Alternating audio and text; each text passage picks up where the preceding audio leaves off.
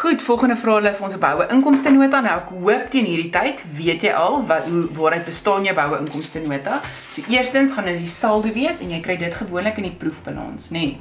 En dan moet jy onthou dis netto wins na belasting. Dit kry jy gewoonlik in jou staat van staat van omvattende inkomste of jy moet dit partykeer bereken of hulle gee dit as 'n aansuiwering. Dan moet jy onthou dis gewoonlik aandele teruggekoop. En jy weet nou in hierdie geval is dit teruggekoop, nê? Dan is dit gewone aandele dividende wat betaal is. Dit is die interim dividende. En dis ook gewoonlik in jou proefbalans of hulle moet iets in jou aansuiwerings daarvan sê, nê? En dan verklaar. Die verklaarde dividende is gewoonlik aandeelhouers vir dividende wat in jou proefbalans is. Of dit is hulle sê vir jou spesifiek, dit was wat die finale dividend was, sê nou maar 18 sent per aandeel en jy weet hoeveel aandele was daar aan die einde volgens jou aandele kapitaalnota en dan kan jy dit maal met die sente. Okay. So kom ons kyk. Netto wins na belasting, ons het dit. Hulle het dit vir ons gegee hierso in ons inkomste staat, maar hulle het dit ook vir ons gegee as 'n aansuiwering daar. So netto wins na belasting is 900.900. So kom ons skryf dit gou in. Okay, saldo op 1 Maart, wat ek nou van vergeet het, dit kom in my saldo's in totaal of my proefbalans. Daar gee hulle boue inkomste. Hulle gee nie vir ons daai saldo nie, so ons gaan dit heel moontlik moet balanseer, maar hulle gee wel vir ons die eindsaldo, maar hulle het hom ongelukkig ingevul ook, nê.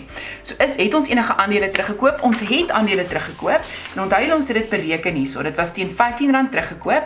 Die gemiddelde aandeleprys was R12, so R3 van daai R15 vir elke aandeel moet ons uit boue inkomste uitkry. So hoeveel aandele is teruggekoop? 100.000.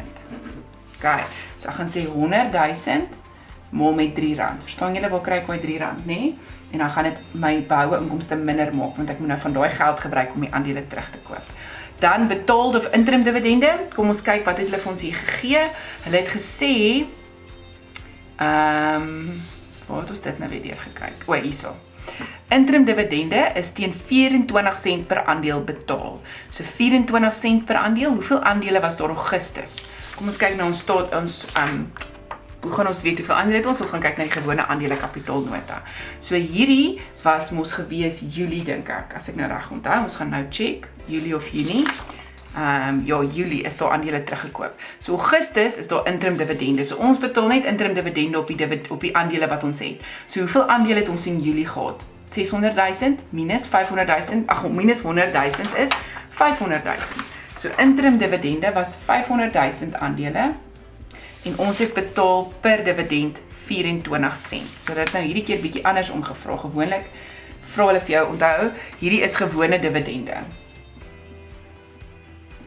So gewoonlik is dit in jou proefbalans as gewone dividende, dan weet jy dis die interim of betaalde dividende is gewone dividende. Maak 'n nota vir jouself, nê? So daai maal met 24 sent en dit gee vir jou 120.000. Dis wat ons betaal het vir dit. Verklaarde aandele, al wat hulle sê is die dividende is verklaar. Ek sê nou vir aandele wat is op dividende verklaar, is op aandele verklaar. Hulle gee niks anders nie. So nou kyk ons na ons inligting wat gegee is. Het hulle dalk iets gesê van aandele op gewone aandele vir ouers vir dividende? Jep, hier is dit. So onthou, aandeelhouers vir dividende is my finale dividende. Dis dieselfde ding. So dis 264.000. 264.000. Nou gaan ek daai toe bymekaar tel om die totale gewone aandeelhouers te kry is 384.000. So ouens, hierdie woorde wat ek nou vir jou hier gesê het is super belangrik. So gewone dividende en interim dividende is dieselfde as betaal, nê? En verklaar en aandeelhouers vir dividende is dieselfde as finale dividende, nê? Dis dieselfde as finale dividende. Okay, so hulle kan vir jou sente gee, hulle gaan vir jou die hoeveelheid gee, hulle kan vir jou aandeelhouers vir dividende in jou proefbalans gee, want dis die bedrag wat jy nog moet betaal aan aandeelhouers. So dis super belangrik. So nou al wat oorbly is om daai uit te werk. So ek gaan nou terugwerk, so ek gaan alles bytel. So ek gaan al die tekens gaan verander. So 675.900, dan gaan ek plus 384.000 en plus 300.000 en minus daai ene en dan gaan ek my totaal kry van 459.000 en daar is jou behoue inkomste nota.